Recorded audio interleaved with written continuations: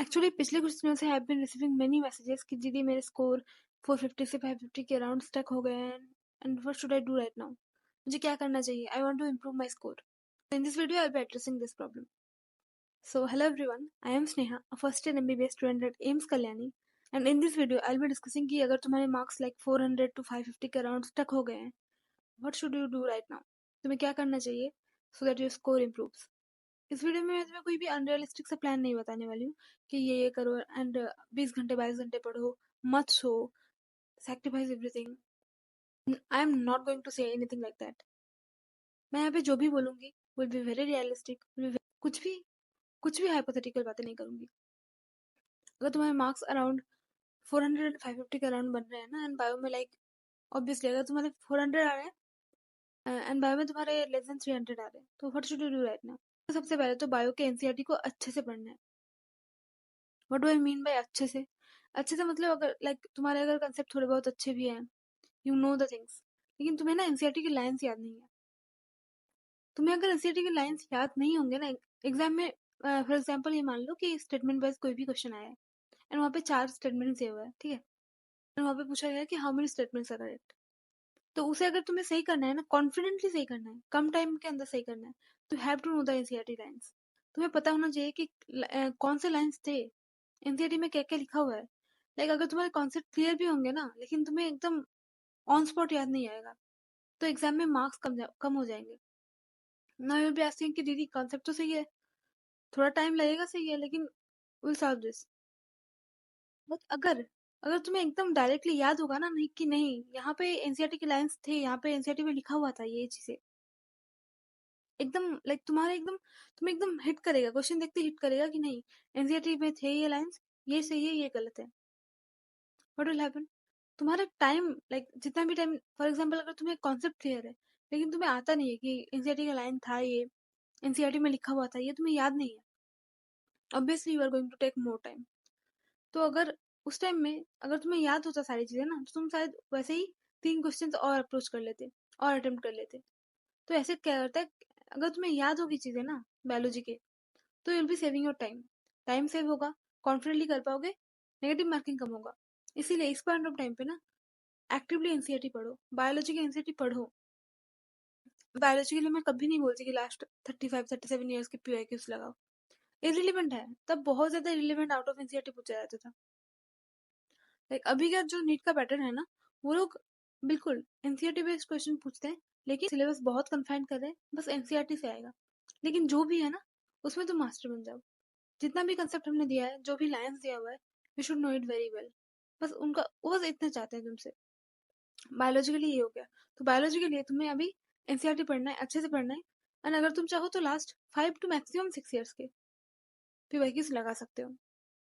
और तुम्हें एक चीज करना पड़ेगा, लाइक इस पॉइंट ऑफ टाइम पे तुम अगर तुम मॉक टेस्ट नहीं दे पा रहे हो, लाइक तुम्हारे स्कोर्स कितने कितने आ रहे हैं, 400 to 550 के अराउंड आ रहे हैं, तो तुम्हें लग रहा है कि नहीं अलग से अब नया मॉक टेस्ट नहीं दूंगा, डिमोटिवेशन आ रहा है, ठीक है, मान रही हूँ। लास्ट 7 to 8 ईयर्स के जो भी प्रीवियस ईयर के पेपर्स है, उनको प्रिंट करवा लो एंड उनको मॉक टेस्ट की तरह लगाओ, घंटा टाइमर लगाओ, एकदम बिल्कुल मॉक टेस्ट की तरह सॉल्व करो। तो तुम्हें ना एक चीज आइडिया मिल जाएगा, फिजिक्स एंड फिजिकल केमिस्ट्री के लिए तुम्हें पता चल जाएगा कौन से जो कॉन्सेप्ट है ना, वो बार बार पूछे जा रहे हैं। तुम में से बहुतों का ऐसा होगा कि बहुत सारे चैप्टर्स में एकदम तुम्हारे अनटच्ड होंगे, तुम्हें पता ही नहीं है कि क्या है उस चैप्टर में, उतना ज्यादा ग्रिप नहीं है उस चैप्टर के ऊपर। तो उसमें क्या करना है, जो भी मोस्टली आस्क्ड क्वेश्चन है, जो भी मोस्टली आस्क्ड कॉन्सेप्ट है ना, उस कॉन्सेप्ट को स्ट्रेंथन कर लेना है। Now you will be asking कि दीदी इसे ऐसे खुद से तो एनालाइज नहीं कर पाएंगे, कैसे करेंगे? तो लाइक अभी मैं ऐसे यूट्यूब स्क्रॉल कर रही थी, मुझे पता चला कि कुछ ड्रीम 45 करके कुछ हो रहा है, ठीक है, कोई सीरीज चल रहा है, तो you can study from there also. And video sponsored नहीं है, फिर भी मैंने देखा कि वो सीरीज जो है ना, that will be beneficial, like वो पीवाईक्यू बेस्ड है, तो तुम वहां से कर सकते हो। अपने सोर्सेस को ना बहुत ज्यादा डिफाइन रखना पड़ेगा, तुम इधर उधर नहीं भाग सकते कि ये चैप्टर बिल्कुल नहीं हुआ है, चलो पहले से एकदम बहुत बड़ा चैप्टर है और उसका लेक्चर बिल्कुल एकदम लेंदी लेक्चर सीखने बैठ गए।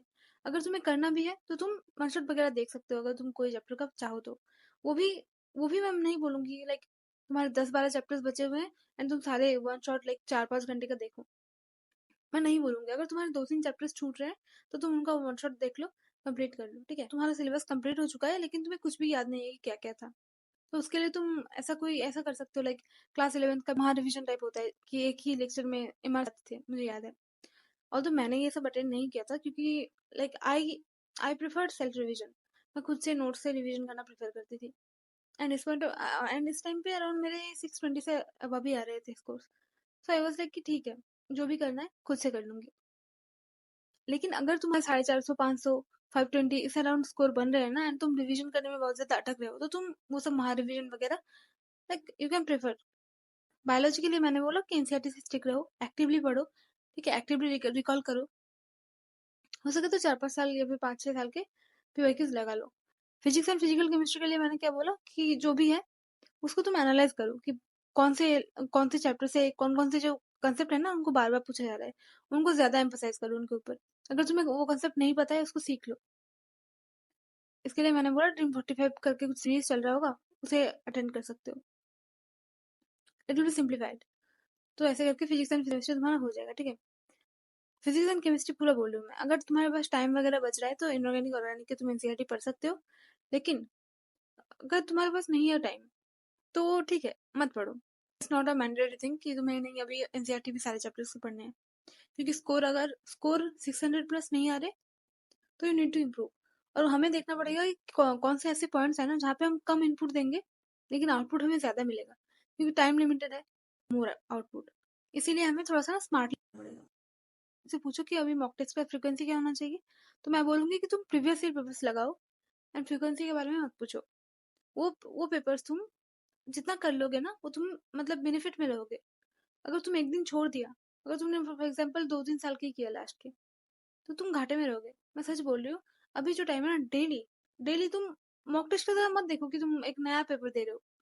प्रीवियस ईयर पेपर्स है ना कभी थोड़े बहुत क्वेश्चन लगाए होंगे उनके, उनको ही मॉक टेस्ट की तरह दे दो। अगर तुम ये कर लोगे ना, तुम्हें पता चल जाएगा कि इसी टाइप के क्वेश्चन आने वाले हैं, तुम्हें लेवल का भी पता चल जाएगा। यू विल प्रैक्टिस, तुम्हें वो सब कॉन्सेप्ट तुमने एक बार और फिर से देख लिया होगा जो कि एग्जाम में आने वाले हैं। फिजिक्स के लिए तुम देख लेना, जब एग्जाम हो जाएगा ना उसके बाद देखना लास्ट 15 ईयर्स के पेपर उठाना, और वो तुम्हारे फिजिक्स का पेपर उठाना, देखना कितना सिमिलैरिटी मिलेगा तुम्हें, कंसेप्ट में कितना ज्यादा सिमिलैरिटी मिलेगा। वो ऐसे ही करते हैं, इसीलिए जो भी प्रीवियस ईयर के पेपर है उनको मॉक टेस्ट की तरह दे दो। डेली एक लिखो, जितना आता है उतना करो। ऐसा कोई मैंडेटरी नहीं है कि तुम्हें like you have to score 700, 650, कुछ मैंडेटरी ऐसा कुछ नहीं है। जितना हो सकता है तुमसे लाइक तुम प्रैक्टिस करो उसको। तुम्हें कंसेप्ट नहीं आता है तुम उसे सीख लो, ताकि एग्जाम में जाके वो कर पाओ, ठीक है। सब्जेक्ट वाइज मैंने बोल दिया किसको कैसे अप्रोच करना है, मॉक टेस्ट का मैंने बोल दिया। रिवीजन के लिए अभी लाइक स्कोर 500 में आ रहा है, मतलब तुम्हें तुम्हें पता होगा कि तुम कहाँ पे लैग कर रहे हो, उसको अपने अकॉर्डिंग मोल्ड करो, उसको अपने अकॉर्डिंग चेंज करो। 15 से 16 घंटा, कोई बहाना नहीं चाहिए, कोई भी बहाना नहीं चाहिए। नहीं बैठ पा रहा, नहीं पढ़ पा रहा, डिस्ट्रैक्शन आ रहा है, रोना आ रहा है, क्यों मैंने टाइम वेस्ट कर दिया, गिल्ट फील हो रहा है ना, तो पढ़ लो। जो भी फील हो रहा है उसको साइड रखो, पढ़ लो। क्योंकि 10 दिन बचे हुए हैं, तुम्हें एग्जाम लिखना है। तुम यहाँ से भाग नहीं सकते कि तुम चलो छोड़ो एग्जाम नहीं लिखते, तुम्हें एग्जाम लिखना है। और ये रियलिटी है कि तुम्हारे मॉक टेस्ट में इतने स्कोर आ रहे हैं, तो एक्सेप्ट द रियलिटी। जो भी है ना रियलिटी, उसको एक्सेप्ट कर लो एंड देन उसके अकॉर्डिंग स्टेप्स लो, इम्प्रूव करो। आज तुम्हें पूरा प्लान समझ में आ गया होगा, अप्रोच समझ में आ गया होगा। एंड मैं तुम्हें बस इतना बोलना चाहूंगी, जितना भी टाइम है उसमें अपना 100% दो। कोई बहाना एक्सक्यूज अपने आप को मत दो कि मैं नहीं बैठ पा रहा हूँ, मुझे बहुत सारा डिस्ट्रैक्शन हो रहा है, मुझे नींद आ रहा है, मुझे स्ट्रेस हो रहा है। सब कुछ नॉर्मल है, जितने ज्यादा इमोशंस है ना सब अभी हावी होंगे अब तुम्हारे ऊपर, क्योंकि दिमाग चाहेगा कि चलो इसको एस्केप कर देते हैं। स्ट्रेस वाला कंडीशन है ना किसी को, लाइक हमें स्ट्रेस पसंद ही नहीं है। ब्रेन ऐसे ही डिजाइन किया हुआ है कि उसको स्ट्रेस पसंद नहीं है, तो ये चाहेगा कि कैसे एस्केप किया जाए।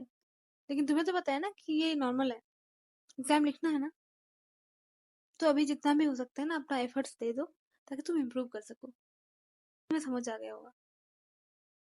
सी you in the next video, till then keep working hard.